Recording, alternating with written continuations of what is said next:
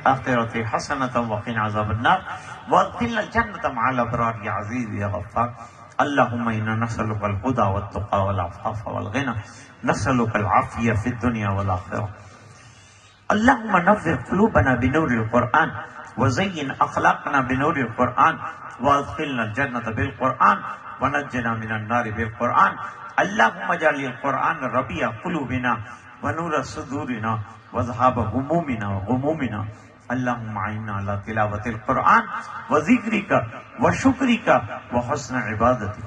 اللهم وفقنا لما تحب وترضى عدد ما تحب وترضى من القول والعمل والنية والهدى انك على كل شيء قدیر.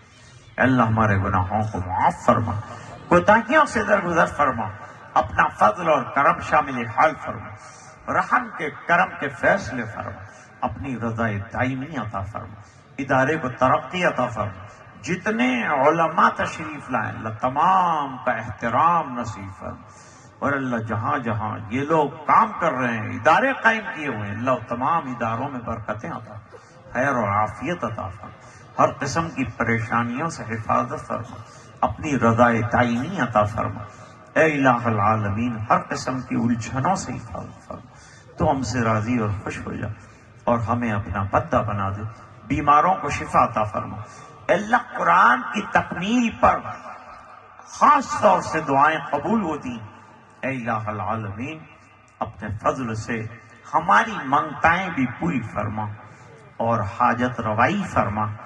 اے اللہ مدرسے کی محنتوں کو قبول فرما، مدرسے کو دامے دیرامے سخونے قدمے جس طرح سے لوگوں نے مدد فرمائی، اے اللہ دنیا اور آخرت میں ان کو بہترین سے بہترین بدلے عطا فرما۔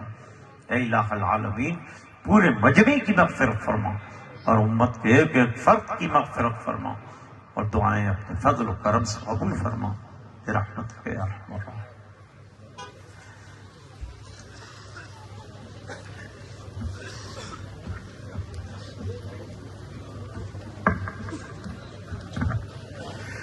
الحمدللہ ایک خوشی کے طور پہ اعلان ہے، ہمارے حضرت مولانا غلام محمد صاحب وستانوی رحمت اللہ علیہ اس ادارے کے سرپرست تھے شروع سے ہی۔